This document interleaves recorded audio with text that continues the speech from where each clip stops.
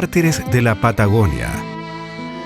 Centenario de la huelga de 1921.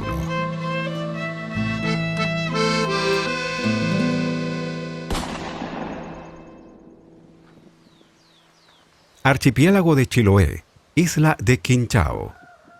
Mi papá se llamaba Juan Bautista Guajardo Vidal. Dice que la huelga, un día que estaban trabajando, él estaba enfardando la lana, lo llegaron a traer la policía. Como 15 de los trabajadores lo sacaron y lo llevaron. Y dice que, bueno, como llegaron ellos, lo pusieron a la fila y uno, dice, estaba delante del mayor sería, pues, de ahí dice que le hacían señas más que tire, y había otro, dice, que lo empujaba. Dice que había un pozo grande, lo iban botando y lo iban disparando. Le faltaba 2 personas para que lleguen de mi finado papá para que lo mate. Me olvidé del nombre del hombre que lo salvó, lo fue a sacar de la fila. La gente llorando, dice mi papá le corría las lágrimas cuando lo conversaba. Y nosotros también no podíamos llorar. Dice, ahora no lloren ustedes. Pues alégrense que yo estoy. Cuando yo muera, ahora llórenme.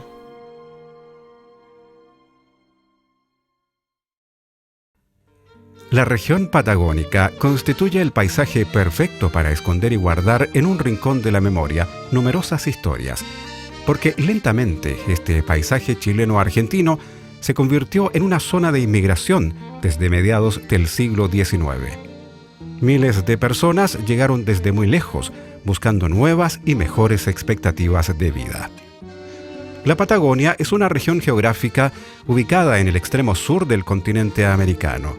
Este vasto territorio posee innumerables episodios de perseverancia, esfuerzo y sacrificio, pues la presencia humana en estos inhóspitos parajes implicó grandes desafíos. Si bien se desconoce con exactitud cuándo comenzó a poblarse la Patagonia, se suele aceptar la presencia humana en dichas tierras desde al menos 10.000 años atrás. Antes de la llegada de los europeos, la Patagonia se encontraba poblada por diferentes culturas que vivían de la caza, pesca y recolección. Grupos humanos como los Aoniken, Selknam y Yámanas, entre otros, vieron interrumpido su desarrollo cultural a consecuencia de la conquista española y la colonización fomentada posteriormente por las repúblicas de Chile y Argentina desde mediados del siglo XIX. La presencia de fauna prehistórica en la Patagonia chilena la encontramos en lugares como el monumento natural Cueva del Milodón, ubicado a unos 25 kilómetros al norte de Puerto Natales, sitio que se compone de 3 cuevas y albergó en el pasado restos de milodones, mamíferos herbívoros de grandes dimensiones que se extinguieron hace cientos de años. La presencia humana en la región de Magallanes tiene uno de sus testimonios arqueológicos en el sitio de Pali Aique, ubicado en la comuna de San Gregorio, muy cerca del límite entre Chile y Argentina. En dicho sitio se ubica una cueva de formación volcánica, la cual fue descubierta y explorada a principios de la década de los años 30 por el arqueólogo norteamericano Junius Baird, quien encontró en sus excavaciones restos humanos con una data superior a los 8.000 años. Este yacimiento arqueológico se ubica en el Parque Nacional Pali Aique y posee un paisaje sobrecogedor que nos habla de la dureza y desolación de estos territorios muy complejos para la ocupación humana. La Patagonia, con sus montañas de nieves eternas, sus ríos que serpentean buscando el mar y sus extensas llanuras y pampas, además del viento incesante, ofrece un paisaje único en el mundo, matizado de glaciares, lagos y lagunas. Quizás uno de los accidentes geográficos más conocidos de la Patagonia a nivel mundial sea el Estrecho de Magallanes, descubierto por el mundo europeo en el viaje de circunnavegación realizado en el año 1520 por Hernando de Magallanes y Sebastián Elcano, junto a la tripulación de la nao Victoria. El estrecho separa el continente americano de la isla grande de Tierra del Fuego y durante siglos fue el único paso entre los océanos Atlántico y Pacífico hasta la apertura del Canal de Panamá en el año 1914.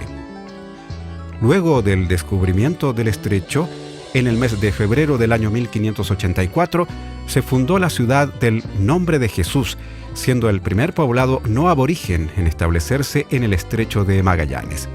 Esta ciudad se ubicaba en la boca atlántica del estrecho, en lo que hoy es la Patagonia Argentina. Además, en diciembre del mismo año, el propio conquistador Pedro de Sarmiento de Gamboa fundó la ciudad Rey Don Felipe, que se conoce en la historia como Puerto del Hambre.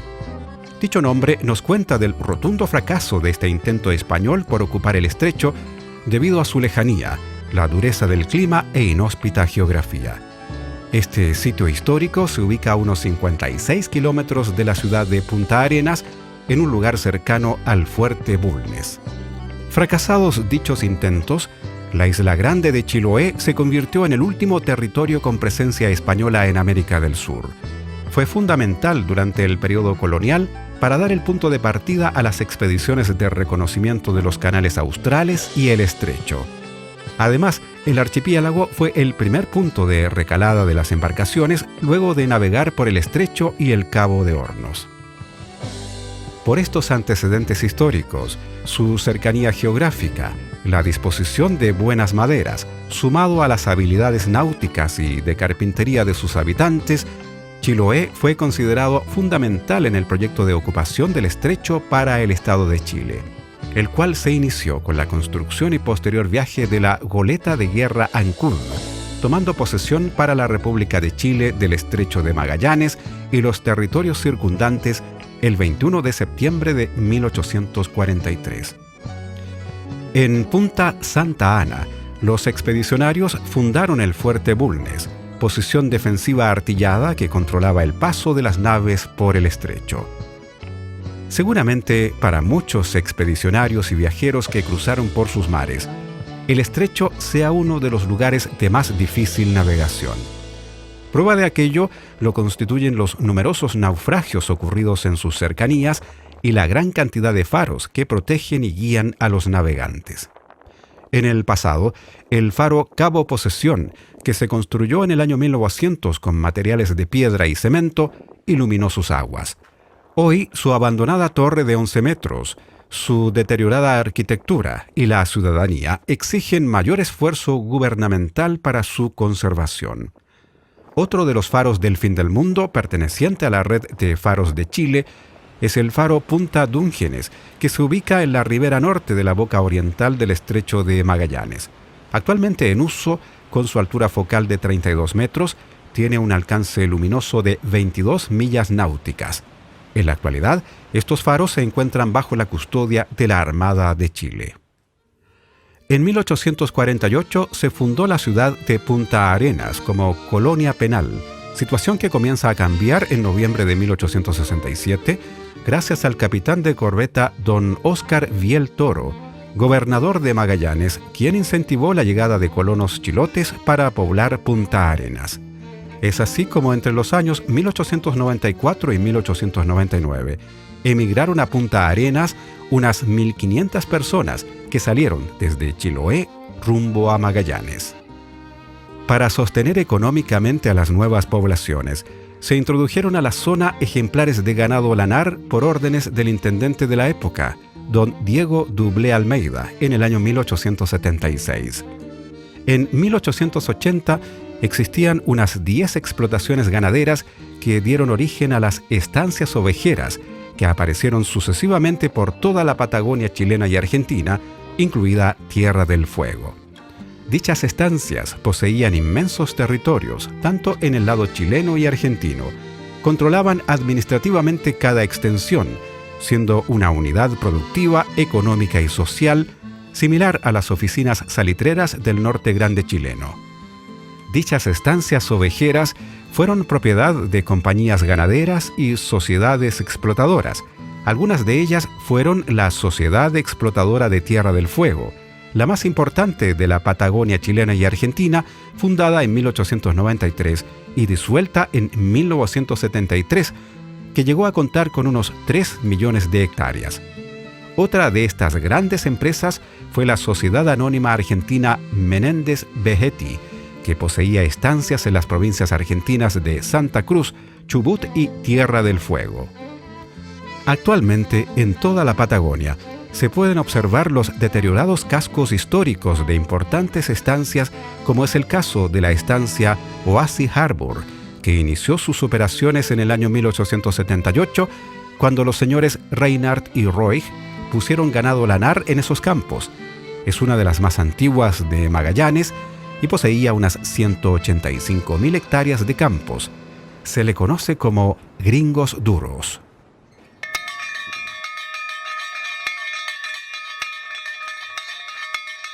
Otra estancia es la de San Gregorio, que se encuentra ubicada en el kilómetro 120 de la ruta internacional Monte Eymond, en el camino desde Punta Arenas a Río Gallegos, que fue fundada por José Menéndez y construida en 1878. Contaba con una imponente arquitectura y buenas comodidades para su época.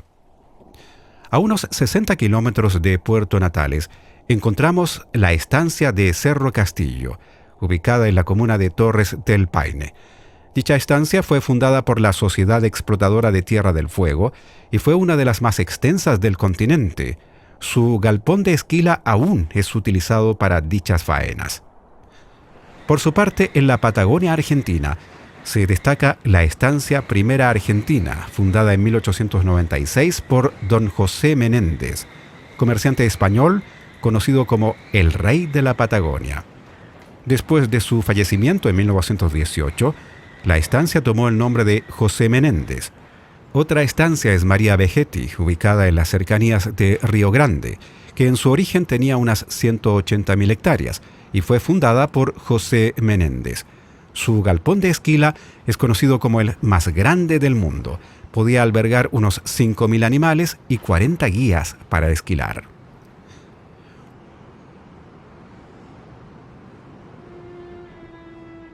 Una de las estancias más conocidas es la de Anita, ubicada en las cercanías de El Calafate, en la provincia de Santa Cruz, Argentina. Actualmente es propiedad de la familia Brau Menéndez y es tristemente célebre por los crímenes cometidos contra peones rurales que fueron fusilados en 1921, en lo que se conoce como la Gran Huelga de la Patagonia o Patagonia Rebelde. Con la instalación de las estancias ganaderas a fines del siglo XIX, las poblaciones indígenas vieron con impotencia cómo sus lugares de caza y recolección eran ocupados por la ganadería lanar.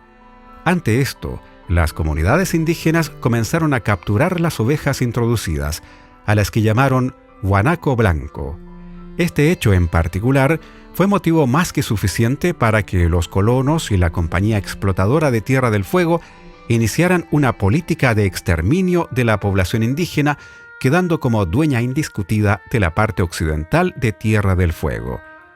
En aquella época, los grupos de cazadores de indios estaban compuestos por aventureros europeos que servían a los intereses de los estancieros y compañías ganaderas.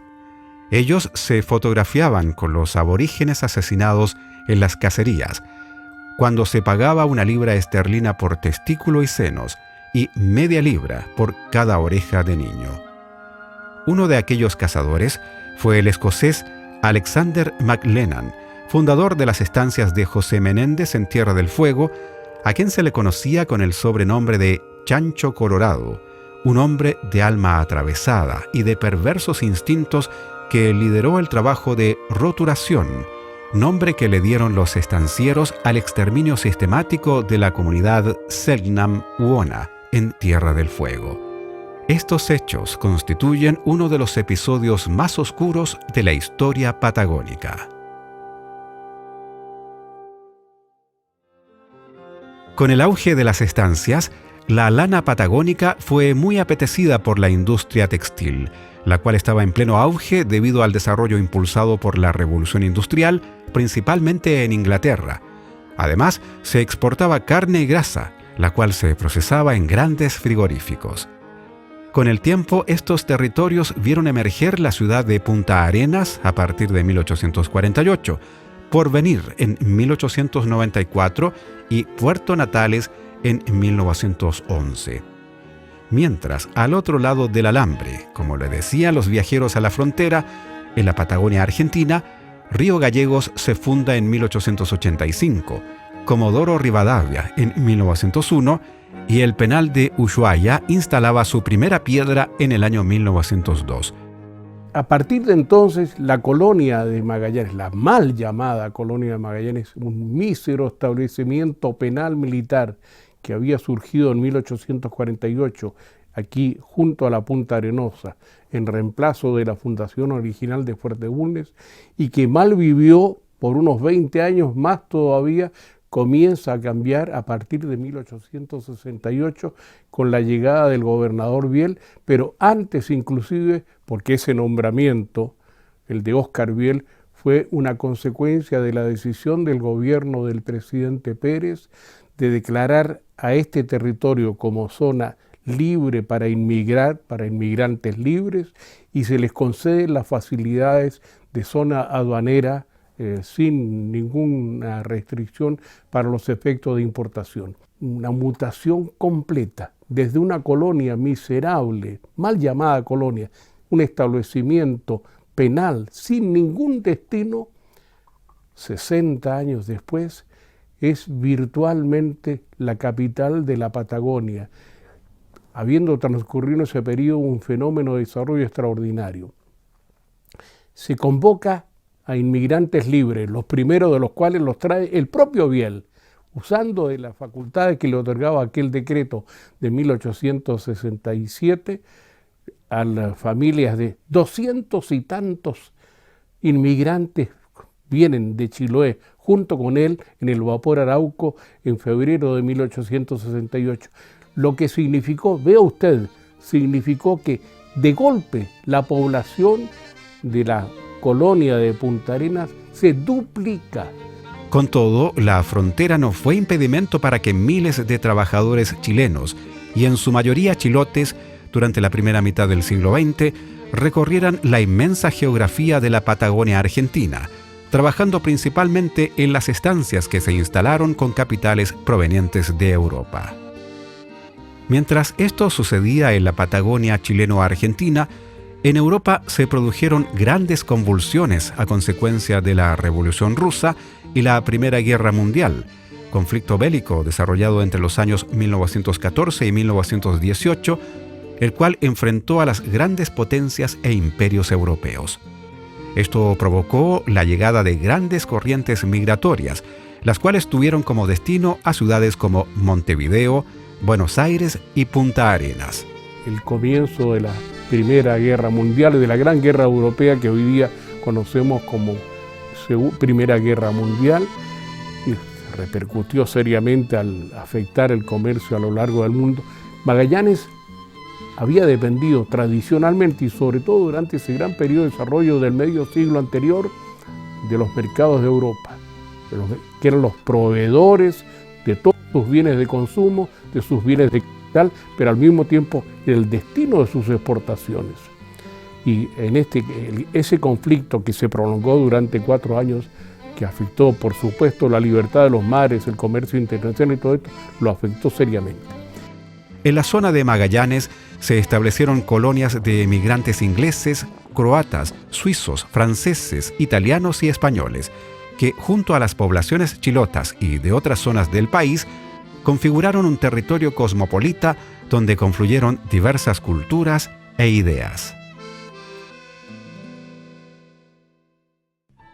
Con el devenir del tiempo, aquellos inmigrantes que venían de allende el océano, con un poco de cultura y educación, lograron imponer sus reglas sin mayor control, en una zona sin la efectiva presencia del Estado de Chile, que a fines del siglo XIX era solo un espejismo en la inmensidad del paisaje incorporado.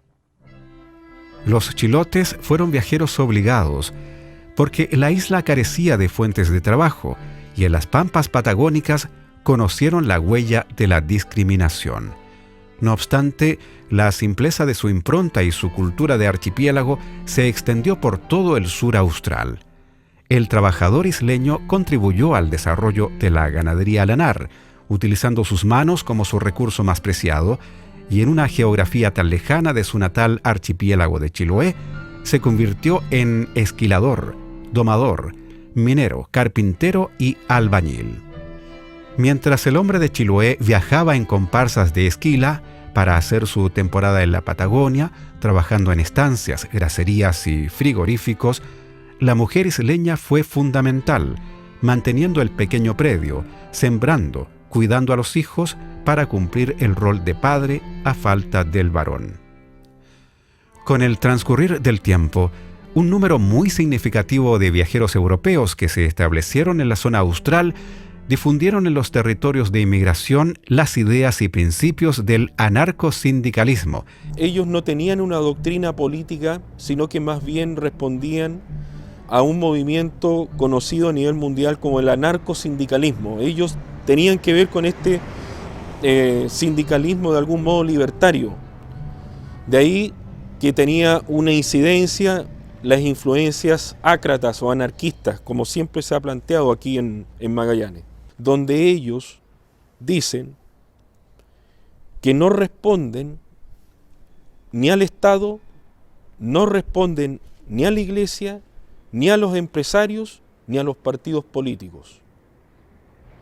El poder radica exclusivamente, es decir, las decisiones que tomen los afiliados de la Federación Obrera solamente van a responder a las decisiones emanadas desde los acuerdos que tengan al interior de la Federación Obrera.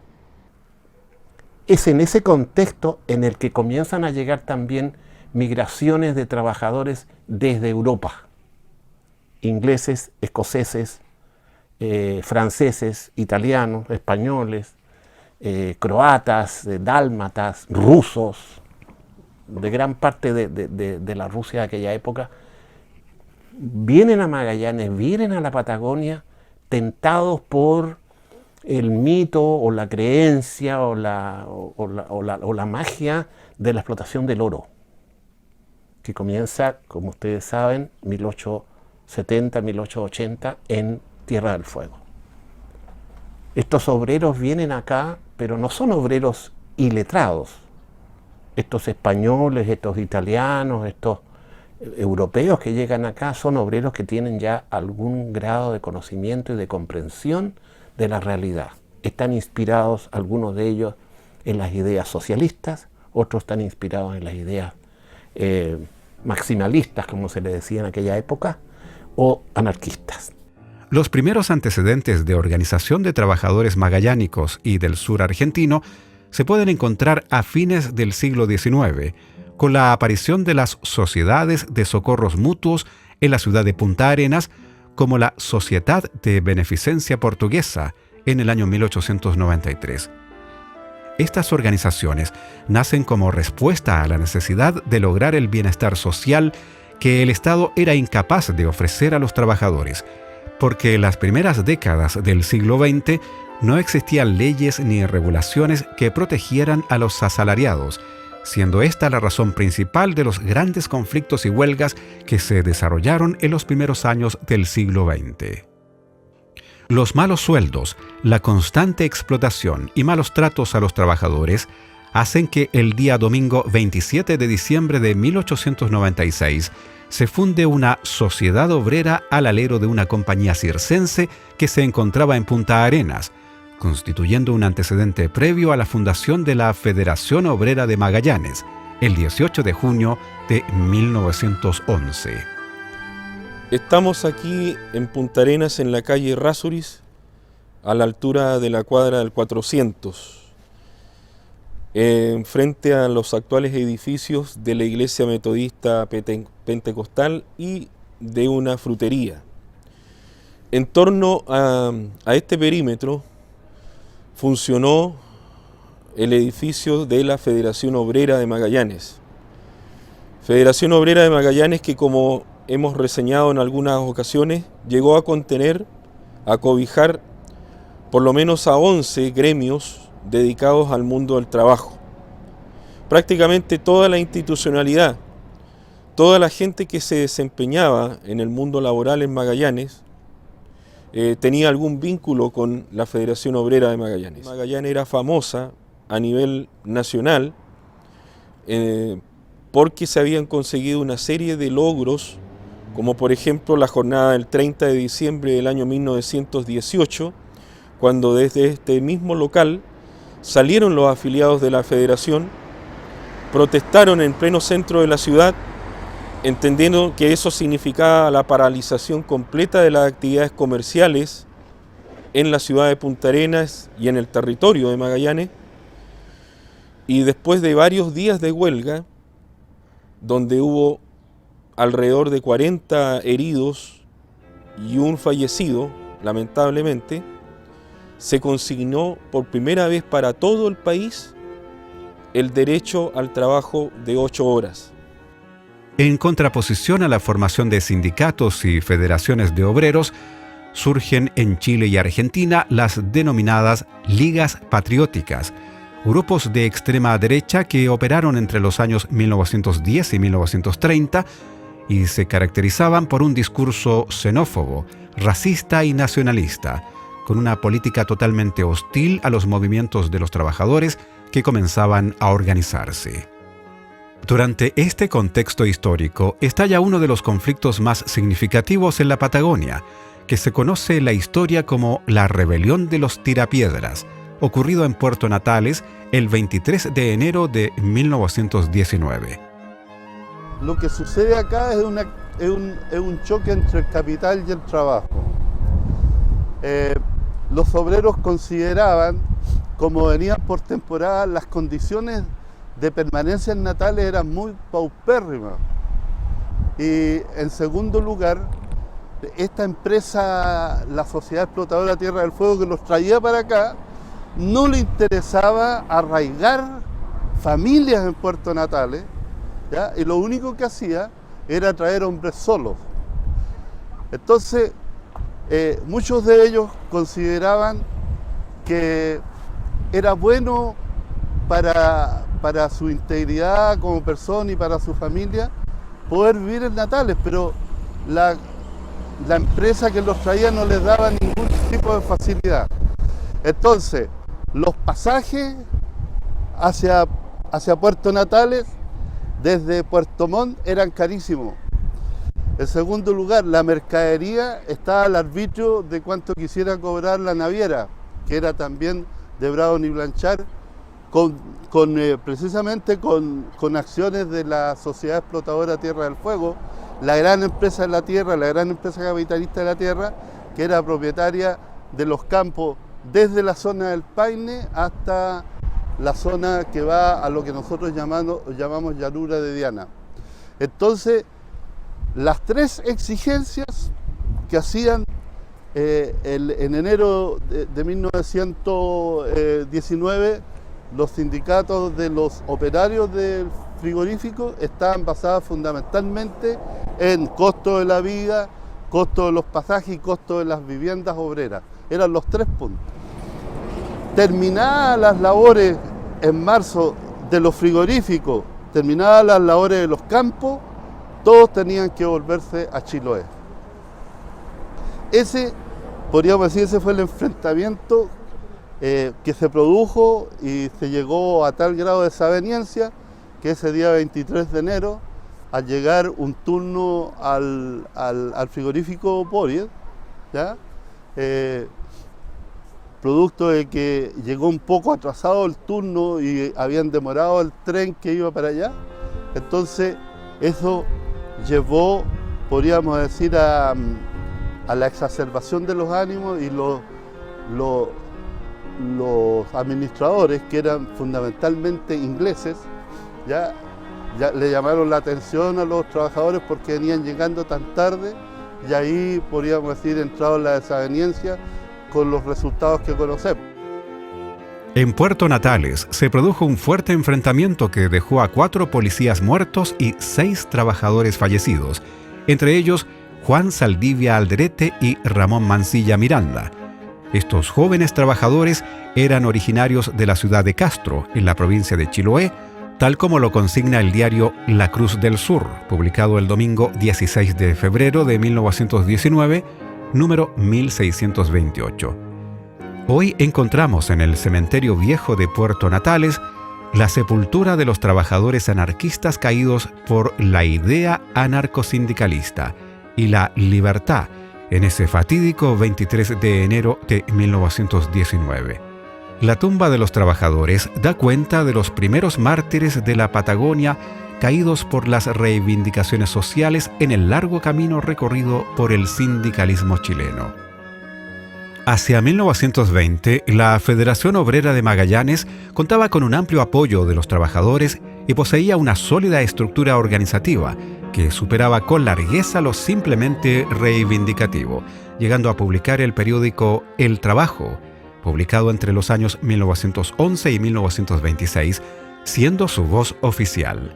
Es en esas circunstancias que se da a conocer en mayo de 1920 un programa de orientación societaria de la Federación Obrera de Magallanes. Los grupos de poder de la Patagonia veían con mucha preocupación los objetivos ideológicos que perseguía la Federación Obrera de Magallanes, ya que existían fuertes vínculos con las organizaciones obreras de la Patagonia Argentina, tanto en Tierra del Fuego como en la provincia de Santa Cruz. En 1913, dirigentes de la Federación Obrera de Magallanes viajan a Río Gallegos en el periodo en que no están trabajando en las faenas de la esquila, es decir, en lo que sería el invierno nuestro, marzo, abril, mayo, junio.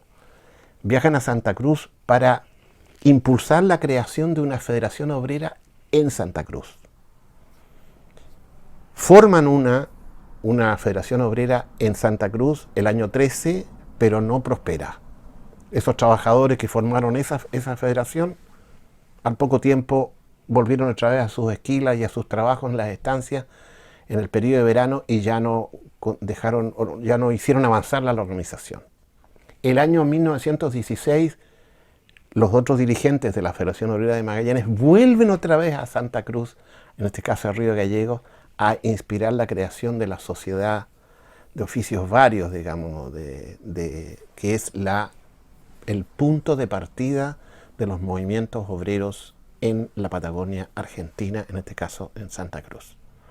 Por lo tanto, es históricamente preciso decir que la primera organización obrera que se formó en Santa Cruz, Argentina, con obreros chilotes, con obreros inmigrantes de otras regiones del mundo, fue inspirada por dirigentes y obreros de la Federación Obrera de Magallanes. A partir de allí se va a generar un calendario de conflictos, una sucesión de huelgas y de movimientos cada vez más grandes. Recordemos que la Federación Obrera, las de ambos territorios, estaban ubicados en estancias de las grandes empresas ganaderas magallánicas, de las cuales la principal, no la única, era la Sociedad Explotadora de Tierra del Fuego, por cuyas tierras pasaba la frontera chileno-argentina. Muchas de las fronteras, de las estancias en el límite, estancias de Santa Cruz, estaban en el límite con Chile, limitando con estancias chilenas, de la misma sociedad. Por lo tanto, algún historiador por ahí dijo que efectivamente la frontera de Chile pasaba por las estancias de la Sociedad Explotadora de Tierra del Fuego. El mayor temor de los estancieros era que se estableciera el Soviet en la Patagonia, es decir, que los trabajadores tomaran el control total de la zona, emulando lo sucedido en la Revolución Rusa del año 1917. Este temor fue comunicado a las autoridades de ambos países por los propios estancieros y empresarios, ya que gran parte de estas explotaciones eran controladas por capitales ingleses y españoles, entre otros. Un conflicto a gran escala no era conveniente para las relaciones internacionales de Chile y Argentina con estas potencias europeas. Los temores de los estancieros comenzaron a ser manifestados en la prensa, de tal modo que el diario La Nación de Santiago de Chile, el 1 de enero de 1921, publica una noticia donde se hablaba del cuatrerismo en el sur del país. La información manifestaba que la Gendarmería de la Frontera será poderosamente reforzada a fin de cooperar a la obra que el gobierno chileno realiza en el mismo sentido.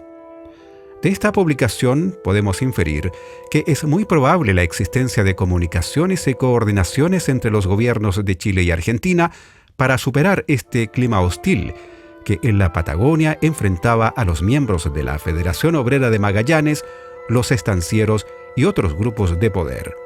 Cabe señalar que en el año 1921 en Chile gobernaba el liberal Arturo Alessandri Palma, en tanto que en Argentina gobernaba el radical Hipólito Yrigoyen. En estas circunstancias se produce la masacre e incendio de la Federación Obrera de Magallanes y de las instalaciones de El Diario El Trabajo, hecho histórico ocurrido en la madrugada del 27 de julio de 1920. El ataque fue perpetrado por grupos reaccionarios vinculados a la Liga Patriótica de Punta Arenas, quienes tras participar en un desfile de apoyo al gobierno de la época, pasaron por las afueras de la Federación iniciando los incidentes. Entre los fallecidos figura Candilio Moreno, mecánico de 22 años, originario de Achao. Gente del ejército, civiles constituidos como las Guardias Blancas, organizadas con el mundo de los empresarios, en la madrugada de ese martes 27 de julio toman la decisión, concertados inclusive con otros grupos, entran acá a este lugar que era mucho más grande que lo que vemos acá, la Federación Obrera de Magallanes, porque además aquí había una biblioteca, había un teatro, donde continuamente se hacían exposiciones fotográficas, actividades artísticas.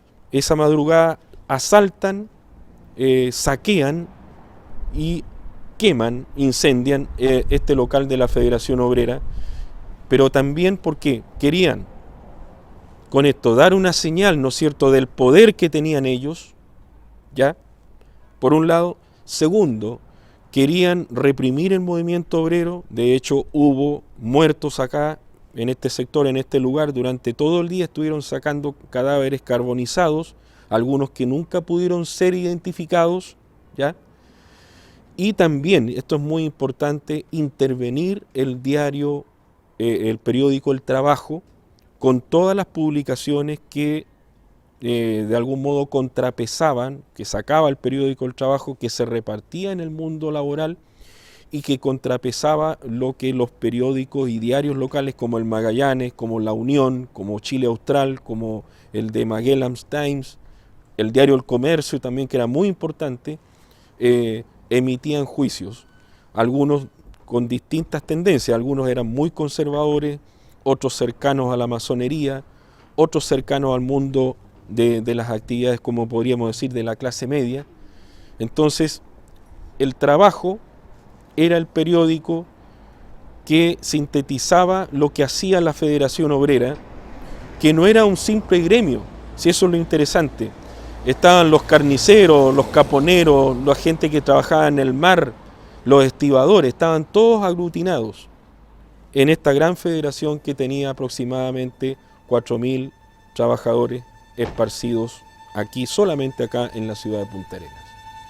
Los acontecimientos relatados nos hablan de un clima de tensión en toda la Patagonia, cuyo punto cúlmine fue lo ocurrido en la provincia argentina de Santa Cruz en el año 1921, donde muchos trabajadores, en su mayoría peones rurales de origen chilote, encontraron la muerte fusilados por soldados del ejército argentino con el 10º de caballería al mando del coronel Héctor Benigno Varela. Ellos dirigieron la represión militar contra los huelguistas patagónicos en lo que se conoce como la Patagonia Rebelde, que es el nombre que recibió la lucha protagonizada por trabajadores anarcosindicalistas. En aquella época, la provincia argentina de Santa Cruz era un territorio prácticamente despoblado, donde lentamente se fueron instalando grandes estancias ovejeras con capitales europeos. Allí había escasa presencia de autoridades del Estado argentino, grandes distancias geográficas y una policía corrupta y abusiva que para los trabajadores anarcosindicalistas era el brazo armado de los estancieros. Conforme a los censos territoriales, Santa Cruz en el año 1920 poseía una población de 17.925 habitantes. De ellos, el 47% eran argentinos, el 20% españoles, 10% chilenos y el 4% británicos. Sin embargo, hay que puntualizar que más del 60% de la fuerza de trabajo eran extranjeros inmigrantes que llegaron a este territorio atraídos por la industria ganadera. De esos inmigrantes, la mayoría eran chilenos originarios del archipiélago de Chiloé y otro tanto de españoles. Ambos grupos eran contratados como mano de obra poco calificada y de carácter temporal. Los estancieros no fomentaban el establecimiento definitivo de los trabajadores y sus familias en el territorio santacruceño. Estos grupos de trabajadores efectuaban sus labores en condiciones deplorables, pues debían residir en la misma estancia o establecimiento donde trabajaban durante la temporada. Frente a estas malas condiciones de trabajo y ante la nula intervención por parte del Estado argentino, tal como ocurría en Chile, los obreros comienzan a unirse en sindicatos y federaciones que buscaban negociar ante los estancieros mejores condiciones laborales. Cuando no existía acuerdo y los trabajadores se sentían abusados en su condición, el arma que prevaleció en ellos siempre fue la huelga, pues como en toda crisis del sistema capitalista, cuando los empresarios realizan ajustes para mantener sus márgenes de ganancia, siempre los perjudicados son los trabajadores. En el caso de las grandes huelgas de la Patagonia, la crisis provocada por la Primera Guerra Mundial produjo que el precio de la lana patagónica cayera estrepitosamente, provocando una caída en los ingresos de las compañías laneras. Hay que mencionar que el principal mercado comprador de la lana patagónica fue Inglaterra, potencia beligerante y en guerra con el Imperio Alemán. Esto afectó los intereses de dos grandes familias que se fueron convirtiendo en los dueños de la Patagonia, Mauricio Brown y José Menéndez. El primero, junto a su hermana Sarah Brown, fueron los propietarios de la Sociedad Explotadora de Tierra del Fuego, que disponía de más de 1 millón de hectáreas de terreno, produciendo toneladas de lana, cuero y carne de oveja que se faenaba en grandes frigoríficos. Su fortuna fue en aumento. Cuando Mauricio Brown se unió en nupcias con la hija de José Menéndez, Brown poseía grandes negocios, más de 15 estancias y la compañía minera Cutter Cove. En estas circunstancias ocurrieron en 1921 las denominadas Huelgas Grandes de la Patagonia, una historia triste que después de una centuria comienza a emerger con nuevas interpretaciones históricas. En 1921, los peones rurales y trabajadores en general soportaban malas condiciones de trabajo, especialmente quienes efectuaban labores en las estancias ovejeras. Trabajaban 16 horas diarias, durmiendo en una tarima de madera con temperaturas bajo cero, mal alimentados, con comidas que pagaban a los patrones de estancia. No existían las vacaciones ni permisos médicos, salvo el descanso dominical. A partir de 1920, la Sociedad Obrera de Río Gallegos, dirigida por Antonio Soto Canalejo, más conocido como el Gallego Soto, de tendencia anarquista, solicitó permiso para realizar un acto de homenaje, lo que fue denegado por Edelmiro Correa Falcón, gobernador interino de Santa Cruz. Ante esto, los trabajadores liderados por el Gallego Soto paralizaron las faenas por 48 horas, para luego iniciar una huelga general que se extendió por toda Santa Cruz, desde octubre a diciembre de 1921. Los obreros formaron comisiones que recorrían las estancias convenciendo a los peones de unirse a la huelga, que se fue tornando cada vez más violenta. En el intertanto, los peones rurales formularon un petitorio de una simpleza que conmueve. Aumento muy pequeño de los sueldos, que se pagaban con un devaluado peso chileno, mejoramiento en las condiciones de trabajo, pidiendo velas para alumbrarse los barracones donde dormían. En ellos se tapaban con cueros de ovejas mortecinas, con algunos trapos y restos de fardos de paja. Además, solicitaban un máximo de 3 peones por dormitorio, que las instrucciones de los medicamentos estén escritas en castellano y no en inglés. pedían que la alimentación sea acorde a las extenuantes jornadas laborales que podían llegar hasta 16 horas diarias. No obstante, la luz de las velas fue un verdadero símbolo dentro de la profunda oscuridad que anunciaba la futura masacre que vivirían los trabajadores a finales del año 1921. En los últimos días de diciembre de 1920 y en los inicios de enero de 1921, el presidente de Argentina, Hipólito Yrigoyen, envió a la zona de Santa Cruz al coronel Héctor Benigno Varela para poner fin al conflicto. Luego de conversaciones, logró dialogar con los bandos en pugna, tanto con la organización obrera como con las patronales, quienes firmaron una propuesta de acuerdo donde los estancieros reconocieron a las organizaciones obreras como representantes de los trabajadores. Además, se comprometieron al cumplimiento del petitorio, que incluía que no hubiera detenidos, entregar un seguro para que los peones puedan volver a trabajar.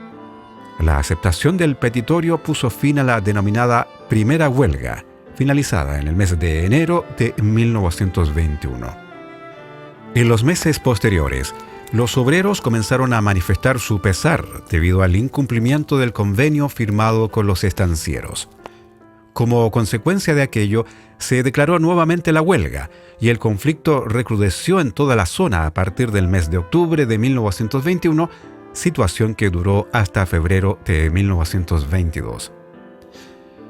En el mes de octubre de 1921, al iniciarse en la Patagonia una nueva temporada de esquila, con la llegada de las comparsas que principalmente procedían de Magallanes y de la Isla Grande de Chiloé, la gran masa obrera comienza a entender que los estancieros no cumplirían el petitorio que se acordó en la primera huelga, produciéndose manifestaciones de repudio en todo el territorio de Santa Cruz, especialmente en Puerto Deseado y Río Gallegos. En esta ciudad, la policía detuvo a dirigentes de la Sociedad Obrera, pero su secretario, Antonio Soto Canalejo, logró escapar, impulsando a los obreros a iniciar una segunda huelga, la más grande que la Patagonia recuerde. Los trabajadores de campo se formaron en columnas que se escondían en los cañadones, asaltaban estancias, tomaban rehenes y convencían a otros obreros a integrarse a la huelga. Igualmente, los peones atacan almacenes, destruyen maquinarias, roban caballadas y dejan los rebaños de ovejas libres en los campos. Obviamente hubo excesos y posturas extremas dispuestas a ocupar la violencia, la misma que los líderes de la huelga en parte pudieron controlar porque la gran mayoría de los peones acataban las instrucciones que emitían los jefes de las columnas, dirigentes y delegados de estancia. Para llevar a cabo la huelga, los trabajadores dividieron el territorio santacruceño, que se organizó en 3 áreas. La columna norte al mando de José Font, apodado Facón Grande. Su lugarteniente fue Albino Argüelles, secretario general de la Sociedad Obrera de San Julián, y lo acompañaban varios dirigentes, entre ellos Viterbo Chaparro, Antonio Echeverría y el chilote Antonio Leiva, entre otros. Esta columna dominó la huelga en San Julián y Puerto Deseado. La columna fue capturada y muchos de sus miembros fueron fusilados en el sector de Tres Cerros, a manos del ejército argentino. La columna del centro, que operó en el puerto de Santa Cruz, fue comandada por Ramón Outerelo, anarquista, que fue secundado por el chilote José Descubier, el ruso León, Pablo Rodríguez, Manuel Fernández y otros dirigentes. La misión del chilote durante la ocupación de Paso Ibáñez fue la de poner orden, evitando abusos en casas de las familias de los estancieros y administradores retenidos, prohibiendo el alcohol y los desmanes. En su mayoría, los miembros de esta columna fueron fusilados en la estancia Bellavista. Sin embargo, Descubier logra cruzar a Chile por el lago Buenos Aires.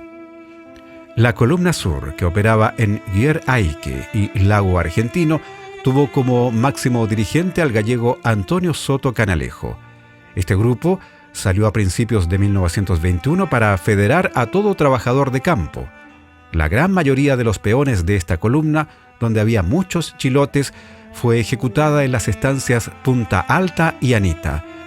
Con el paso de los días y mientras la huelga avanzaba por las pampas argentinas, los diarios de Punta Arenas, Río Gallegos, Buenos Aires, Santiago y Chiloé comenzaron a reproducir noticias y telegramas que emanaban de fuentes oficiales, ligadas a los estancieros y la Liga Patriótica, comentando que los obreros cometían enormes atrocidades contra los estancieros y sus familias, tratando a los trabajadores en huelga de revoltosos, bandoleros, huelguistas, anarcos, forajidos, revolucionarios, cosmopolitas, bandidos, rebeldes, insurrectos, maximalistas y otros calificativos. Frente a esta situación de alarma pública, por segunda vez el presidente argentino Hipólito Yrigoyen envió al ejército al mando del coronel Héctor Benigno Varela con la orden de pacificar a toda costa la región y que había que liquidar la situación de cualquier manera, por lo que junto a sus tropas desembarca cerca de Río Gallegos el día 9 de noviembre de 1921. Hubo dos huelgas. Hubo una huelga en 1920 exitosa. La misma Sociedad Obrera de Río Gallego, Antonio Soto Canalejo como líder, y llega Varela a pacificar con tropas. Pero en esa ocasión, en 1920, Varela le da la razón a los trabajadores y se firma un acuerdo, un protocolo, donde los patrones se comprometen a mejorar las condiciones de vida material de los trabajadores que eran paupérrimas en las estancias ganaderas. Como no cumplen con su parte, la clase patronal no cumple con las reivindicaciones y los acuerdos adoptados, vuelve Varela, vuelven las tropas y los trabajadores piensan que vuelve el mismo Varela. ¿Me entiendes? Que Varela fue hasta comprensivo con la causa obrera. Pero nosotros bien sabemos que los militares, o la esencia de los militares, obedece a las órdenes que reciben. Lo que no sabían los trabajadores era de que venía otro hombre, era otro Varela, porque tenía otras órdenes. Y las órdenes con las que llega en 1921 es a sofocar el movimiento a como diera lugar y que tenía toda la potestad para ejecutar a quien él estime que debía ser ejecutado. Y eso no lo sabía la sociedad obrera, no lo sabía el movimiento obrero. Incluso ellos vieron o pensaron, más bien vieron con buenos ojos que regresara Varela. Entonces, esa es la paradoja que tiene todo este proceso, porque cuando comienzan los fusilamientos no lo podían creer. No podían creer que era el mismo oficial que había estado el año anterior, que había conversado con ellos, que había sido, como te decía, una persona comprensiva, incluso hasta solidarizó con las causas de los trabajadores, con el pliego de peticiones de los trabajadores, y ahora venía otro tipo, tenía otras órdenes. Entonces no había diálogo ya, solo había represión, arrestos masivos y fusilamiento. Desde el comienzo, Varela sabe con quién va a combatir. Ya los conoce de la primera huelga. Sabe que el enemigo no está organizado militarmente ni tiene armas suficientes. Por tal razón, Varela se dirige personalmente a la estancia El Cifre de los hermanos Schroeder. A Varela le informan que el chilote Roberto Triviño Cárcamo, que se encuentra atado al molino de viento, es un huelguista comprometido. También le cuentan que todas las noches se acercan a la estancia grupos de peones que tratan de rescatar a su compañero, pero son rechazados por la policía.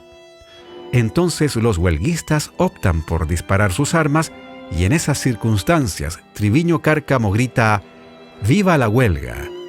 Varela, luego de escuchar el informe policial, dice «Este ya no se va a reír más. Fusílenlo inmediatamente».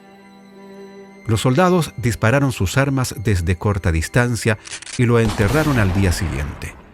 Roberto Triviño Cárcamo fue el primer fusilado de la huelga, considerado el primer mártir en caer sin juicio previo ni advertencias o bandos publicados.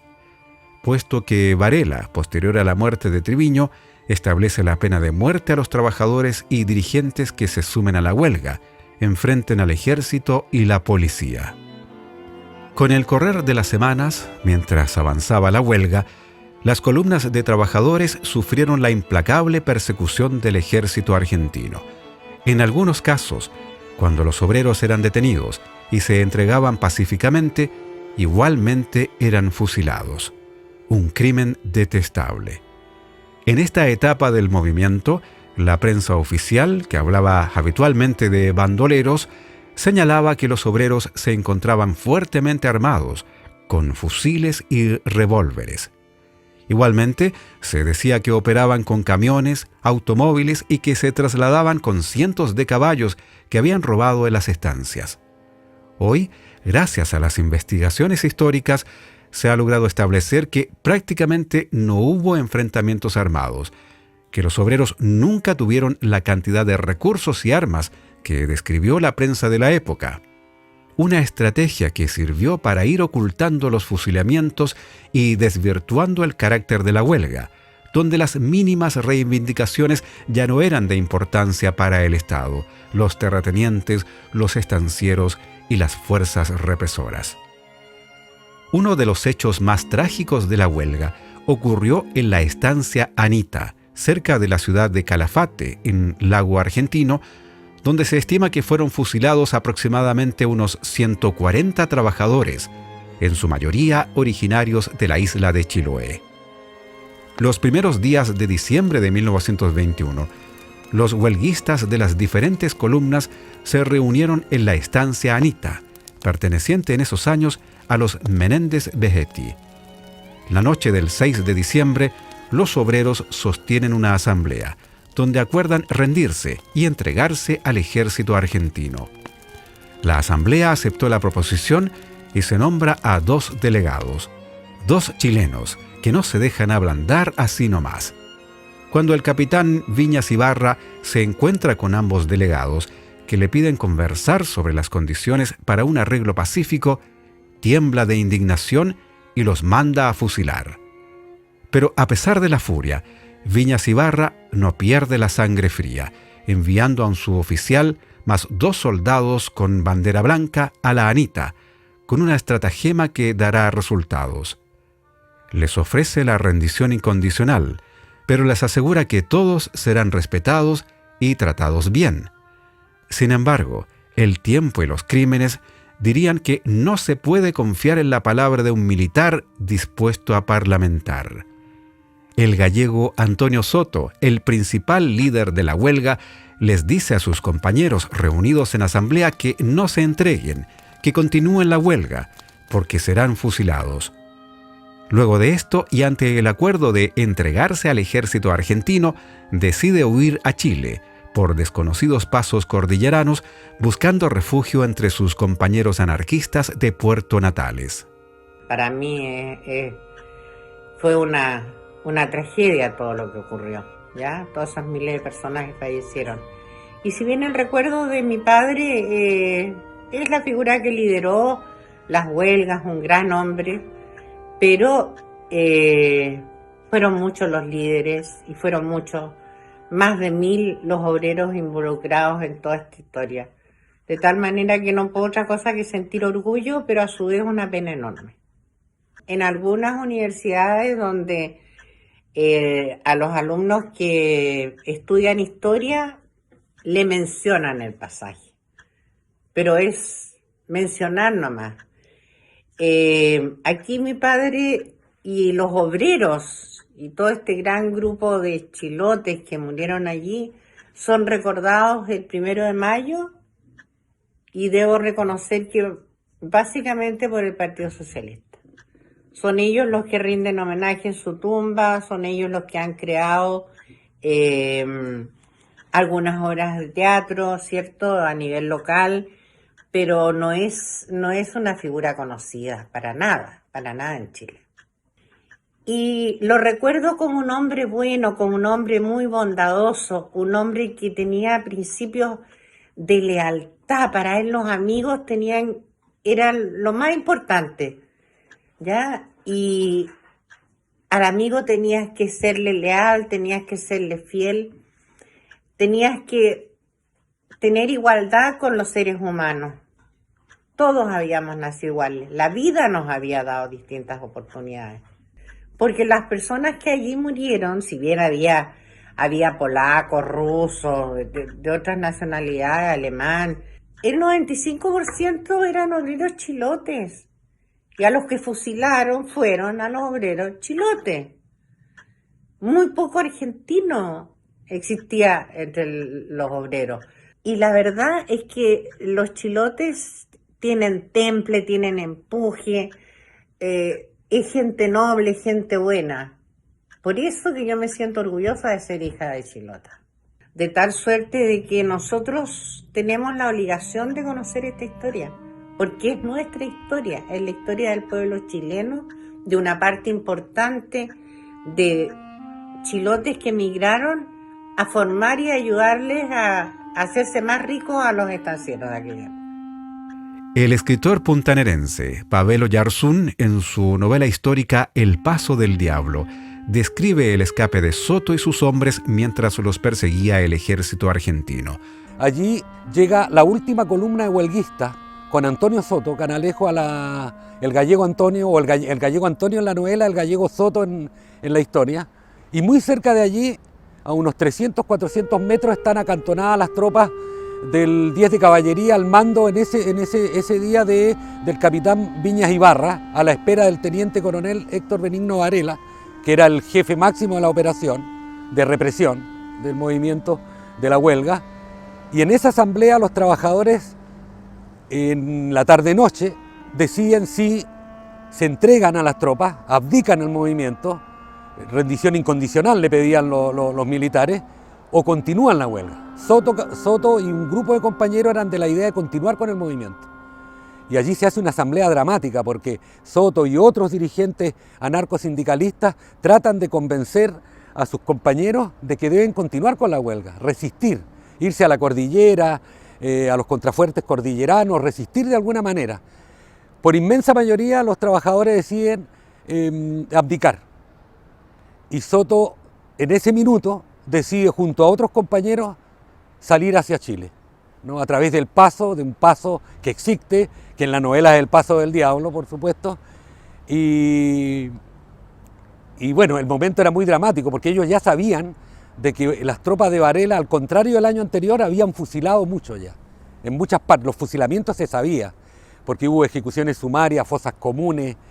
Incluso hasta los días de hoy no se sabe la cifra de muertos, es incierta.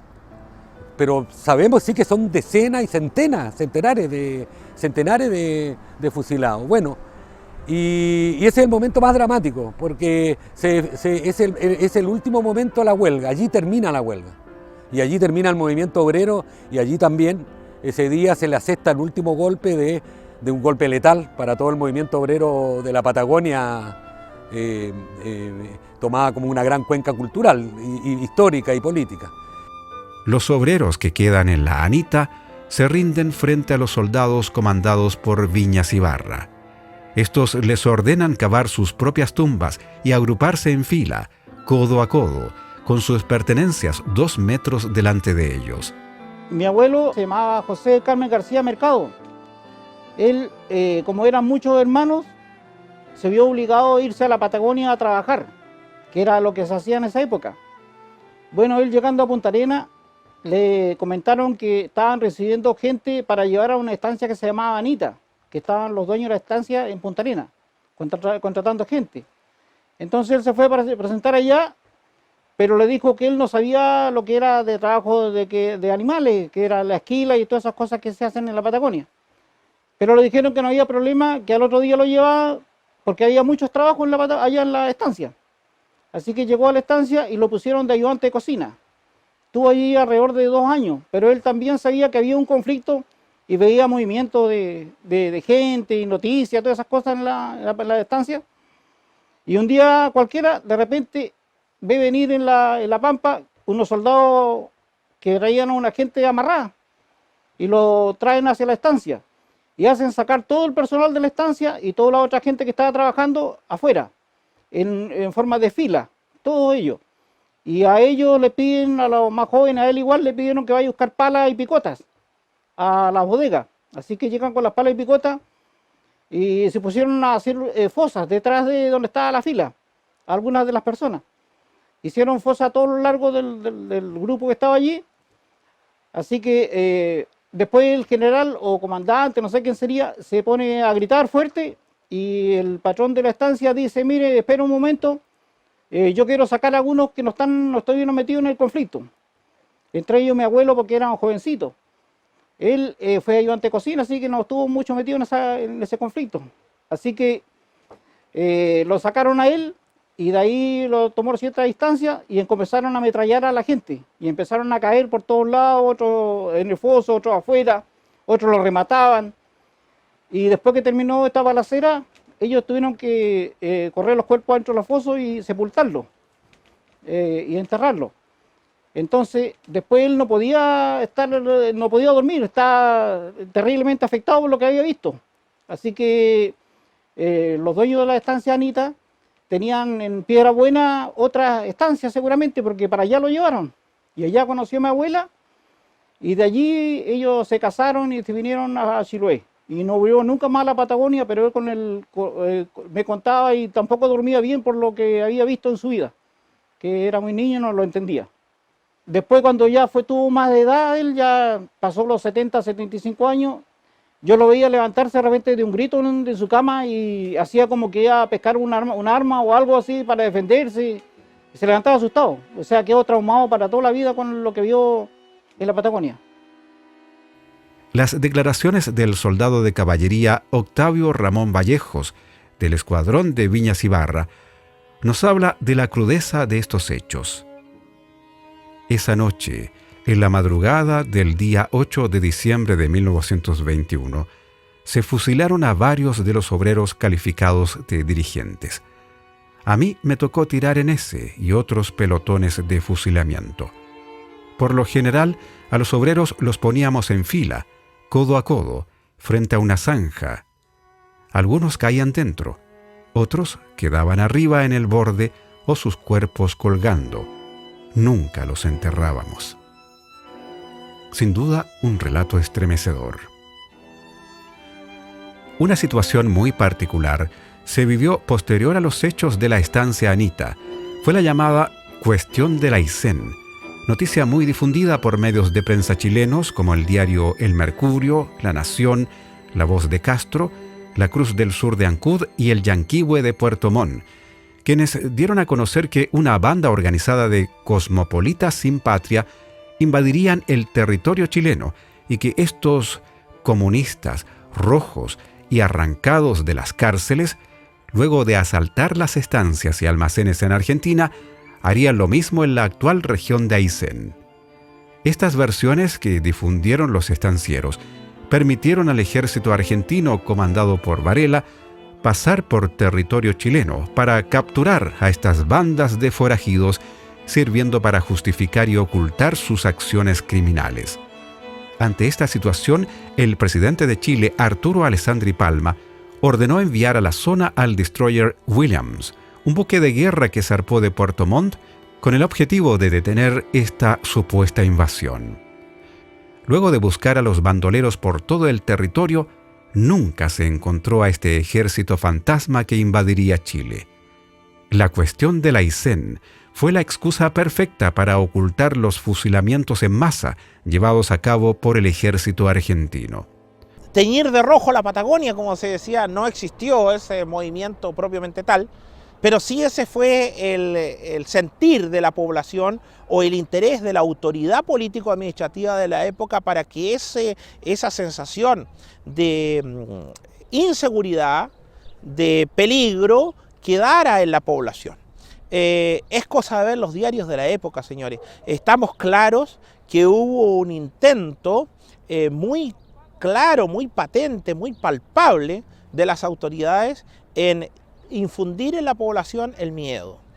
A través de las autoridades chilenas, las autoridades argentinas en conjunto, ¿ya? Después de los hechos del año 19, estamos ciertos que hasta Cancha Carreras llega un piquete de 40 hombres armados de la policía argentina, porque el gobernador de Magallanes, Luis Conchera Sotomayor, había informado a Richie, jefe de las fuerzas en Río Gallegos, informándole que más de 1000 obreros marchaban a tomarse Río Gallegos. Ya eso está más que comprobado, las fuentes nos dicen eso, y no solamente las fuentes, la historia oral, sino que también las fuentes escritas de la época.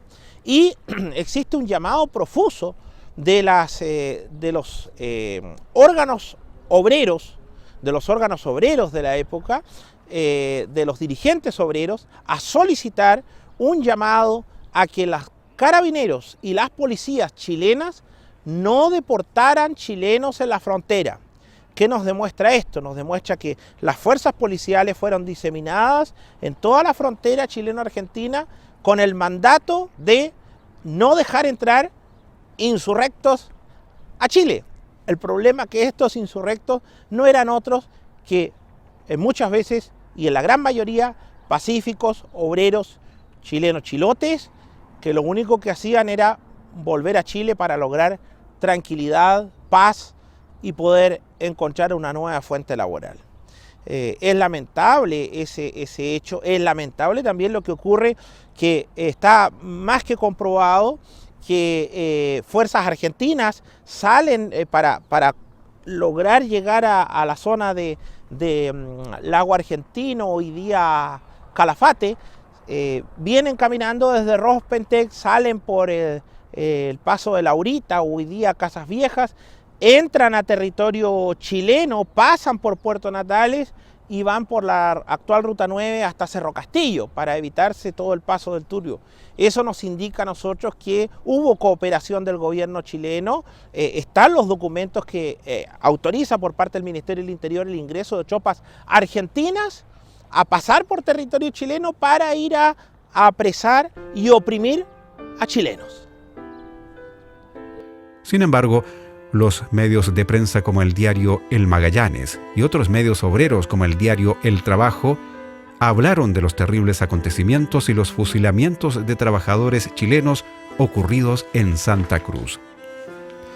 Lamentablemente, las autoridades hicieron caso omiso de estas graves denuncias, incluyendo a los representantes diplomáticos chilenos establecidos en Argentina. Del mismo modo, el diario La Nación publica una información proveniente de Buenos Aires el 16 de febrero de 1922 señalando: reina la tranquilidad en todo el territorio de Santa Cruz. Un mes y medio antes, el domingo 1 de enero de 1922, la Sociedad Rural de Santa Cruz festejó el Año Nuevo con un gran homenaje al teniente coronel Varela en el Hotel Argentino, en Río Gallegos. Nos encontramos donde quedaba el Hotel Argentino hasta la década del 50, cuando fue desmantelado. Como el Hotel Argentino, gran parte de lo que fue aquellos edificios de esa época ya no existen. Particularmente con lo que fue la huelga, se puede plantear de que tanto el Estado argentino como el Estado chileno colaboraron en la represión que aquí en Santa Cruz existió durante 1921. Obviamente eso ocurría porque tanto los dueños de las estancias de Magallanes como los de Santa Cruz eran los mismos, Menéndez Brown, Berti, quienes les pidieron a los gobiernos tanto chileno como argentino de que intervengan y que repriman aquella huelga. No solamente el Estado chileno y argentino, sino también la Embajada británica pedían que de una vez por todas se elimine a quienes fueron los dirigentes y a quienes protagonizaron la huelga. Colaboraron tanto en el sentido de quienes huían hacia Chile, los huelguistas que participaron, si eran atrapados por los carabineros o por el batallón de Magallanes, prácticamente eran deportados a Argentina y aquí obviamente tenían una muerte segura con los fusilamientos que estaban ocurriendo. Posteriormente, Varela sería condecorado por el presidente de la Liga Patriótica y el 11 de enero se publicaba una declaración de la Sociedad Rural anunciando la rebaja de todos los salarios a los trabajadores rurales, enviando a la basura sus mínimas peticiones. Debido a todos estos hechos de violencia, el movimiento obrero quedó claramente aplastado, fue atomizado y de manera de que no se vuelven a producir hechos de gran trascendencia, salvo hasta el año 36, cuando aquí en la zona de Última Esperanza se produce lo que se llamó la huelga de la carne. Y en esa ocasión fueron detenidos 16 obreros de la zona de Última Esperanza y también 2 líderes que eran mujeres que apoyaban el movimiento obrero. y fueron trasladados a Valdivia para ser juzgados. Finalmente los hechos terminan con que no se demostró nada y luego quedan en libertad alrededor de 3 meses o 4 meses a posterior de esta situación. Con el transcurso del tiempo, estos hechos se fueron sepultando en un manto de olvido, y de los fusilados poco y nada se dijo. Solo la memoria de los sobrevivientes pudo más que el miedo y la represión sufrida en los días de la huelga. A la cárcel de Río Gallegos llegaron muchos prisioneros que recibieron torturas y maltratos reiterados. Sin embargo, no todos tuvieron la misma suerte, porque muchos fueron fusilados y ocultados sus cuerpos en fosas comunes que quedaron regadas por pampas, cerros y cañadones. Las investigaciones desarrolladas en las últimas décadas señalan que fueron entre 600 a 1.500 las personas asesinadas durante la huelga. No hay certezas de la cifra exacta. Tampoco se sabe la ubicación de todas las fosas donde fueron sepultados los cuerpos, ni hay registros de los nombres de los fallecidos. Hay que señalar que el gobierno chileno de la época no realizó investigaciones oficiales ni protestas diplomáticas. Cabe preguntarse, ¿qué sucedería en la actualidad si cientos de compatriotas son asesinados en territorio extranjero?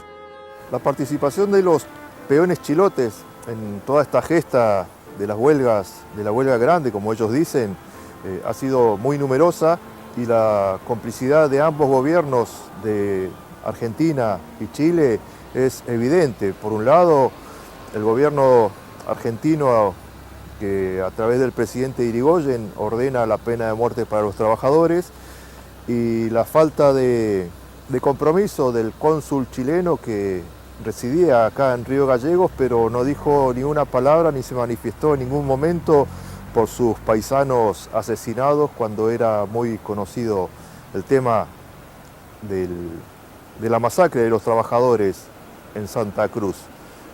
Entonces hay complicidad de ambos gobiernos, y a más de 100 años hay silencio de ambos gobiernos en cuanto a las responsabilidades. También hay silencio de la Iglesia. Hay muchas preguntas que aún requieren respuesta. Debemos seguir exigiendo realmente justicia y memoria por todos estos trabajadores. Por su parte, el gobierno argentino del periodo fue el responsable del envío de las tropas de Varela y del uso de la fuerza en el territorio de Santa Cruz, con las consecuencias que hemos conocido. Pero de justicia, prácticamente nada, salvo el desmantelamiento del movimiento obrero, el asesinato y persecución de sus líderes, como el caso de Antonio Soto Canelejo, que logró escapar a Chile y hoy sus restos descansan en un pequeño rincón del cementerio de Punta Arenas junto a otros mártires del movimiento obrero. El cementerio de Punta Arenas muestra con dureza las diferencias sociales entre los llamados prohombres de la Patagonia y los mártires del movimiento obrero. Grandes mausoleos para los primeros y el olvido para los trabajadores, quienes fueron por la vida y en Argentina encontraron la muerte. El reconocido periodo de opulencia que vivió el territorio de Magallanes entre 1890 y 1920 principalmente, se caracterizó también por marcadas diferencias sociales, y entre ellas las podemos observar en que las sociedades mutualistas se convirtieron paulatinamente en centros de resistencia, y luego también en una gran federación obrera en donde al menos el 60% de la mano de obra de Magallanes se concentraba en este gran grupo de trabajo. De aquí, en el cementerio municipal Sarah Brown, podemos apreciar también esas diferencias, porque estos centros de resistencia, dependientes de la Federación Obrera, constituyeron sus grandes mausoleos, como podemos observar acá, de la Sociedad Cosmopolita de Socorros Mutuos, el primero de su género, que confluye perfectamente en pleno centro de este cementerio municipal de Punta Arenas, junto con las necrópolis y los mausoleos de los grandes potentados que fueron los dueños de la sociedad explotadora de Tierra del Fuego.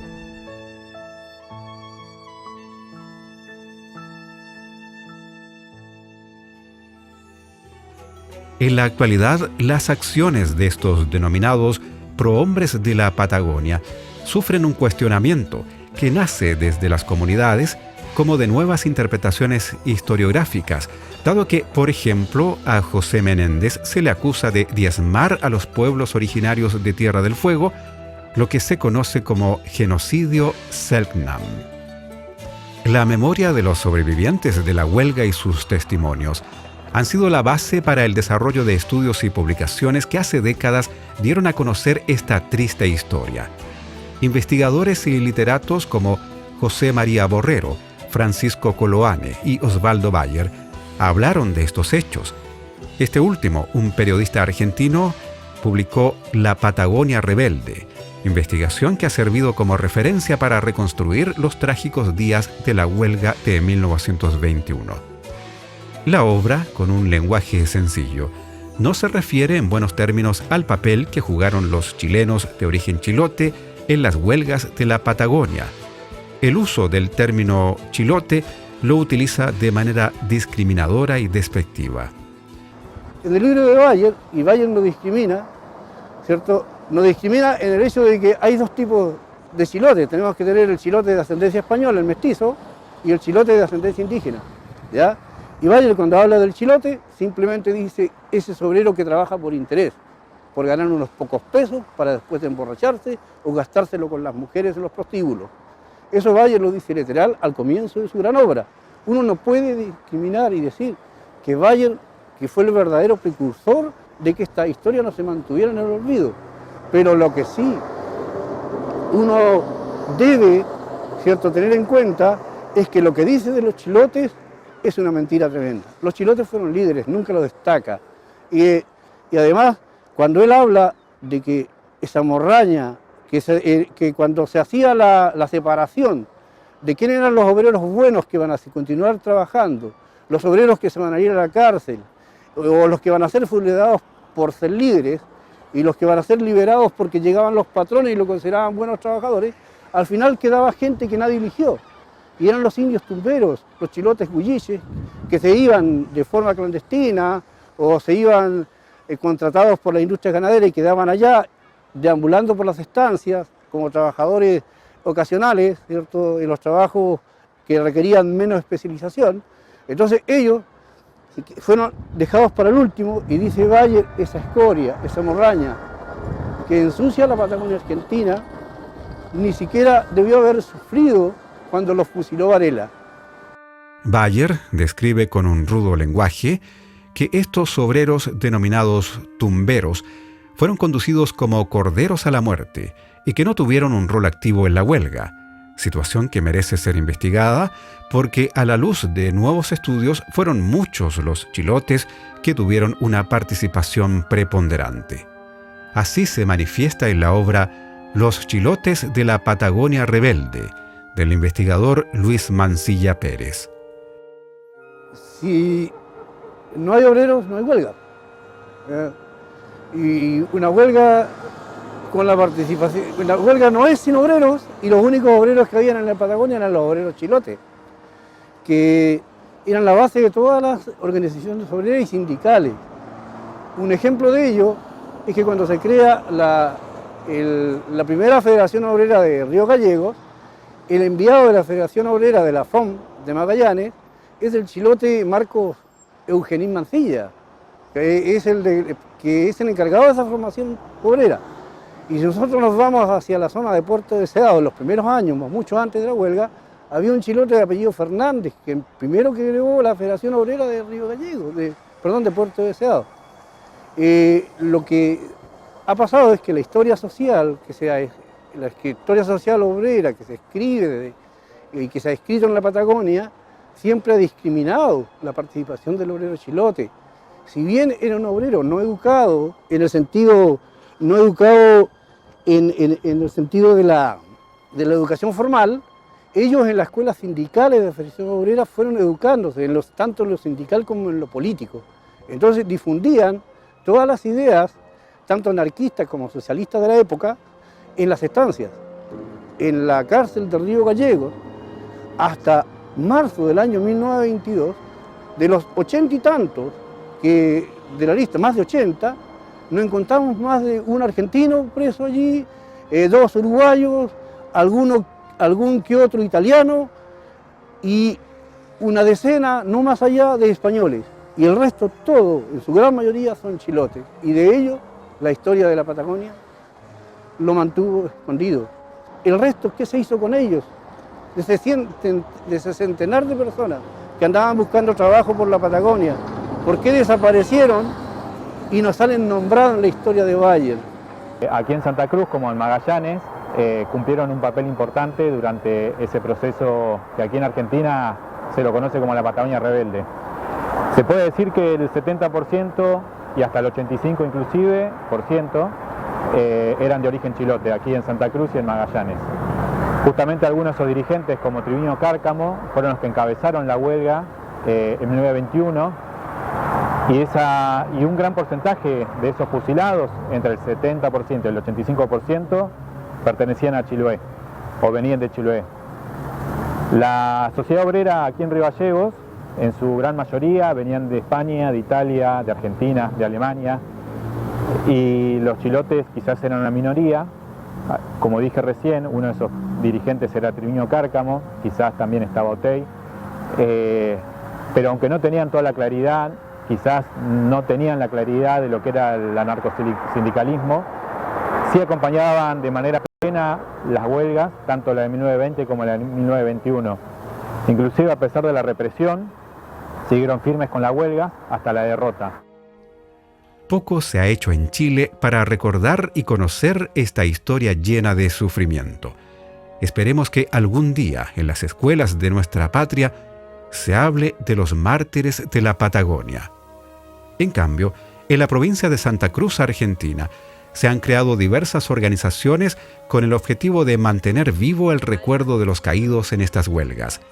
Se han levantado cenotafios y creado comisiones para la memoria, dando a conocer entre estudiantes y público en general esta triste historia. Desde el año 2006, trabajando en el rescate de la memoria, los hechos, los lugares donde ocurrieron estos acontecimientos trágicos en 1921 en el territorio de Santa Cruz, con un saldo de 1.500 trabajadores muertos. Precisamente detrás mío, lo que funcionaba el Cine Selex, lugar de las asambleas de la Federación Obrera, asambleas multitudinarias de aquellos años. Es por eso que este monumento que existe aquí en Río Gallegos es un homenaje a todos los huelguistas que participaron en aquel proceso, pero también es a los chilotes, a los que vinieron de lejos y dejaron su vida de manera literal, pero también conscientes de que era necesario rebelarse ante un proceso tan brutal como el que existía. Es un buen homenaje a quienes participaron en aquella huelga de 1920 y 1921. Finalmente, la suerte del coronel Héctor Varela no fue diferente a la de los trabajadores que ordenó fusilar. El 26 de enero de 1923, el diario chileno La Nación publicaba que el día 25 de enero, en Buenos Aires, un atentado terrorista había ocurrido en la capital argentina. Un anarquista arrojó una bomba y disparó 5 balazos al teniente coronel Héctor Varela, a consecuencias del atentado. Kurt Wilkens, anarquista, señalaría: «Lo maté para vengar a mis compañeros. 4 tiros como mataba él, porque en la Patagonia Varela era todo: juez, verdugo y sepulturero». Al igual que Varela, Wilkens fue asesinado en prisión. En la actualidad, en el archipiélago de Chiloé, aún se pueden encontrar relatos de estos trágicos acontecimientos que muchos ocultaron durante años por temor. Se hablaba de obreros comprometidos con la causa, de traidores que vendieron a sus compañeros, de otros que habían escapado y de fusilados. Acompañamos a Ana Guajardo en su viaje al cementerio de Achao. Va a visitar la tumba de su padre, quien regresó con vida a Chiloé para contar la historia de esta huelga. Su testimonio refleja la tristeza de los sobrevivientes, y la voz que recorre la Patagonia clamando justicia, aunque hayan pasado 100 años, un siglo de dolor. Se lo merecen los trabajadores, los mártires de la Patagonia.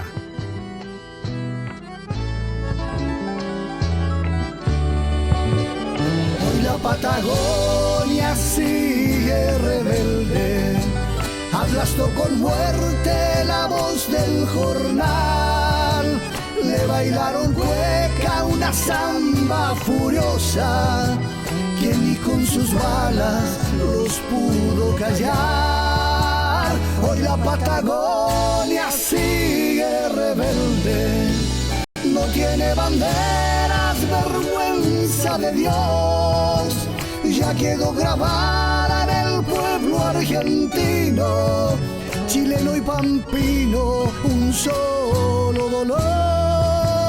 Ya quedó grabada en el pueblo argentino, chileno y pampino, un solo dolor.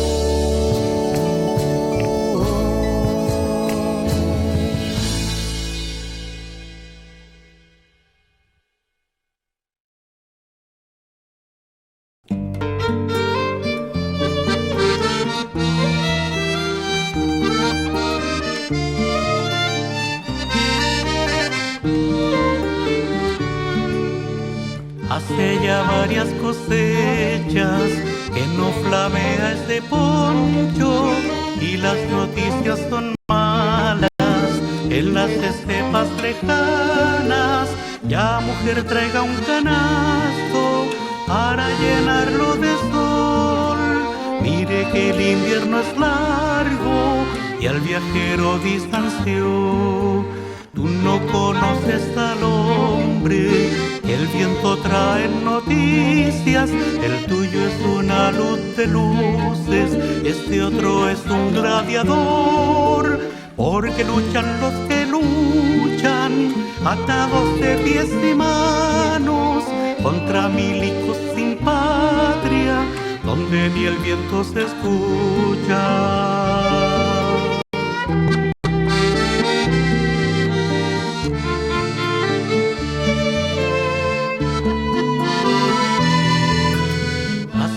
Varias mareas, el marido no regresa, mientras la desolación en los techos bambolea. ¿Dónde lo habrán enterrado? ¿Cerca de qué cañadón? Debajo de aquella venda le habrán cerrado los ojos. Ya mujer llena este balde con el sol de la mañana. Cada vez que el sol se prenda, ese será su regreso. Y los hijos de tus hijos lo encenderán en sus huesos. Como una nave viajera lo traerán de regreso.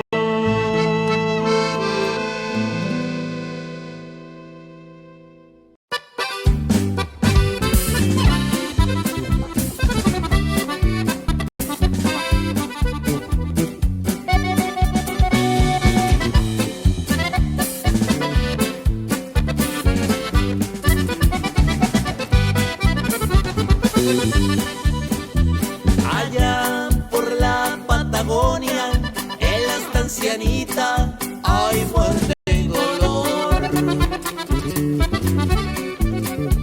Una huelga en Argentina, en tierra pampina, por vivir mejor. Los chilotes y chilenos que trabajan de obreros median dignidad. Y los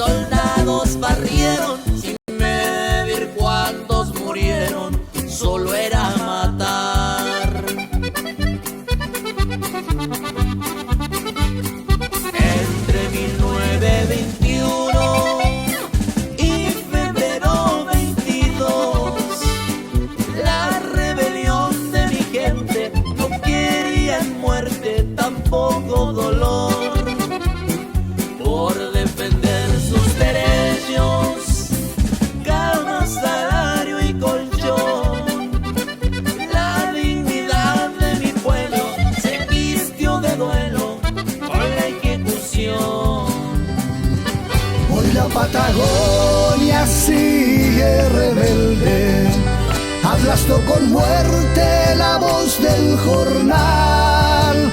Le bailaron cueca una samba furiosa, que ni con sus balas los pudo callar.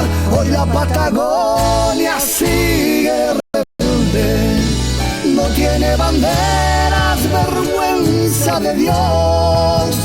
Ya quedó grabada en el pueblo argentino, chileno y pampino, un solo dolor. Ya quedó grabada en el pueblo argentino, chileno y pampino, un solo dolor.